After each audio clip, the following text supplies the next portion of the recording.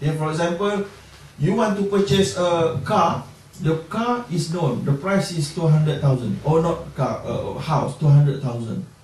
And then you go to the bank, blah, blah, blah, blah, using any contracts, for example, ijara or musharaka or BBA and so on and so forth. But the total amount that you have to pay to the bank will be increased to 400,000, 200,000 profit. So it's zulm. Some people say, how come the bank impose this kind of charges, this kind of profit, 200,000? Is it acceptable? From Islamic point of view, there is one magazine, okay? It's called Al-Aslu fil Uqud, Al-Aslu fil Uqud, Al-Ridha Bain al-Muta'aqidain. The original rulings in every contracts, commercial contracts in Islam, is the consent of both parties. When both parties give their consent, so there is no more zulm, there is no more coercion, there is no more coercion. You know coercion? There is zulm, meaning forfeit. Huh? A forfeit. Yes, right? Because you have gave your consent, you have agreed with the price. You cannot say I have agreed with the price, but I am not agreed. I am not agreeable. So how come? If you are not agreeable, don't come, don't sign, don't execute the contract. That's simple. And then some people say I have to because there is no more option out there. So you have to stick with the option. There is no choice because that is only the choice. If you go to the conventional market, the conventional market price is all the same. Actually, it's the same. Because they are using the same, almost the same formula and the same computer. All banking system in the world is almost using the same computer and the same calculator in calculating their profits. Okay, they have one price economy. In the economy, they have one price discipline, you know, one price. Alright? Demand and supply. So why are you paying more than 200,000? Because you are paying on deferred. It is accepted norms in this economy, and Islamic law also accept that discipline and the principle. That is, when you pay by cash, you can pay loan. When you pay by on deferred payment, the price will be increased. That is accepted. For example, you go to IKEA, I don't know whether or not IKEA have this product. If you pay by cash, 500. You pay by deferred in 2 months, 700. Is there anything here like that? If yes, that's accepted. That's not riba. Why? Why is not riba? It is time value of money. But from 4 madhab, I don't know what madhab, what school of thought you are with, but in 4 madhab in Islam, the 4 biggest sects and school of thought in Islam, Hanafi, Maliki, Shafi'i, Hanbali, all 4 accept this concept. All 4 accept this concept. And it is not time value of money which is prohibited. There are 2 types of time value of money. Time value of money where the underlying contracts is loan contract is prohibited. But time value of money where the underlying contracts are the sale and purchase contract is accepted. So that's why this BBA thing is not okay, because that's on loan. Okay, there is some debatable issue there. Some people view that BBA is time value of money. Time value of money. But time value of money, just like I mentioned just now, time value of money, underlying contract, not accepted. But time value of money, where the underlying contracts buying and selling is accepted. BBA is buying and selling. Okay, so that's why scholars who propose and with the concept say that it is acceptable because it is selling. Alright? Okay, that's all about BBA. Because it's very difficult to discuss and BBA in a very lengthy discussion because we have other things and priority to cater. Alright? Okay, now we have understood that time value of money, underlying contract, buying and selling is accepted. That's all. Now, what about the market price?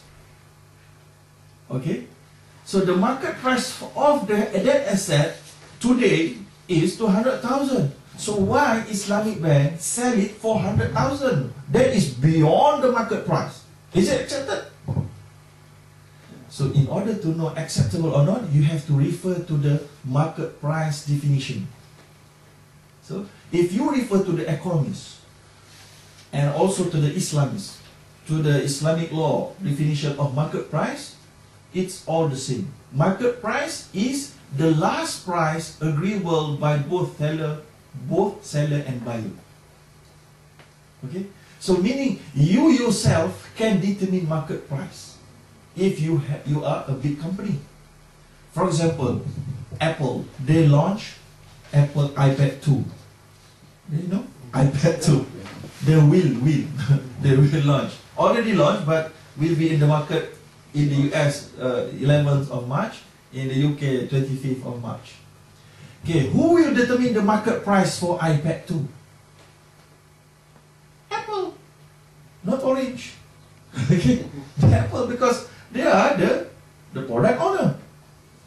Okay, product owner can determine the market price. For example, you are the expert, the architect, for example. Architect, very expert. You have 25 years of experience in architecture.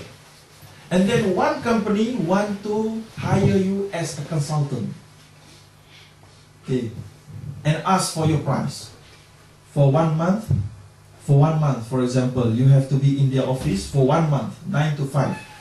So how much money you will get? That is market price. So who will determine? Maybe yourself, but you have to be wise. You have to seek other people's practice. Correct or not? For example, after seeking, after research, there is no such thing as consultant for 1 month, 9 to 5. You are the first one to be in the market like that. Consultant maybe for one contract, one job, one project, but not 1 month in the office. You are the first one to be appointed just like that package. So at that point of time, you are the market center. You are the one. So you say, okay, I want 50,000 crown. Accepted by the company? Oh, too expensive. What about 20? Okay, you say 22. Okay, 22, fine. So from that day, 22 will be the market price. So if anybody else out there have the same opportunity, they will have to refer to you. They will have to seek a research. That is the market price. Okay, so that is market price. Market price, the last price. So what about Islamic Bank just now? Islamic Bank, when they are selling 200,000 more, and then you accept it, and not only you and the bank, but other bank also do the same thing. So that is the market price. Right? Because that is the market price for deferred payment. So the market price for the cash is 200,000, but deferred price for that asset is 400,000. Is accepted. There is nothing caution. There is no zulm there. Okay. But Islamic Bank in Malaysia, they have a quite interesting method in order to be competitive. Even though they have contracted with you that you have to you have to pay the house for 400,000, but they have the method of payment, monthly payment. How? Refer to BLR. You know BLR? Base lending rate, interest rate. How come? People ask. How come this is Islamic Bank? How come you are referring something to interest rate? Understood or not? The answer is that we are referring not to determine the price of the asset. The price of the asset is already accepted and agreed by both of us, 400,000. But what we are referring to is we want to give you discount. That's all. How? Like this.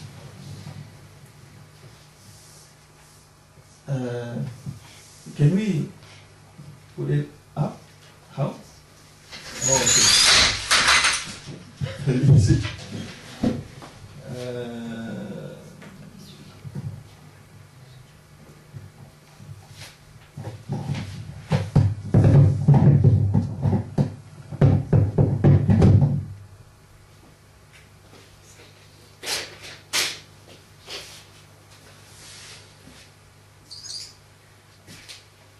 Okay, for example, in Malaysia, this is one case study. One case study. In Malaysia, the contracted rate, or just like we discussed just now, 400,000. You have to pay 400,000, and then this 400,000 is being reversed to get the rate. So maybe the rate is equivalent to 10%. Okay, that's how they do it. Because people already used to this kind of rate. So it's not wise for Islamic Bank to just slash this rate. We don't deal with this kind of rate. We are just giving you this amount. So it's very difficult for people to the people. So that's why Islamic Bank, they also have rate, but this rate is reversed from this amount. So 10%. So every month, Islamic Bank will say to you, you have to pay BLR or interest rate minus 2%. This is interest rate of the country.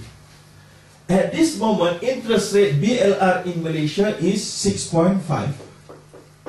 So meaning, how much? 4.5. 4.5. So, in our contract with Islamic Bank, we have to pay 10%. But, Islamic Bank give you discount. Every month, you only have to pay 4.5. No, every month. Every month, you have to pay BLR minus 2. Meaning, this month, 4.5. Meaning, the discount amount is 10 minus, so how much? 5.5% discount. That is Islamic Bank in Malaysia, you know. Very competitive. Very competitive. 5.5% discount. Okay? And then, if the interest rate, BLR, goes beyond 10%, for example, 12% or 14%, just like in 97 or 92. Okay? Islamic Bank cannot accept any amount more than 10%. Conventional bank, they will take more than 11 or 12 or 4. They will take all this 14. Right? Sorry, just a question about sort of linking the actual mortgage product or any product that you're selling to the conventional interest rate element. Is there any Islamic ruling on how to calculate, for example, time value of money, and sort of, because most people would have some kind of objection in terms of linking a normal product, halal, ethical product, to the interest, the sort of conventional interest rate. I understand this. This one is one of the favorite questions by the public. Because they say you are selling halal product, you cannot link anything to the interest rate.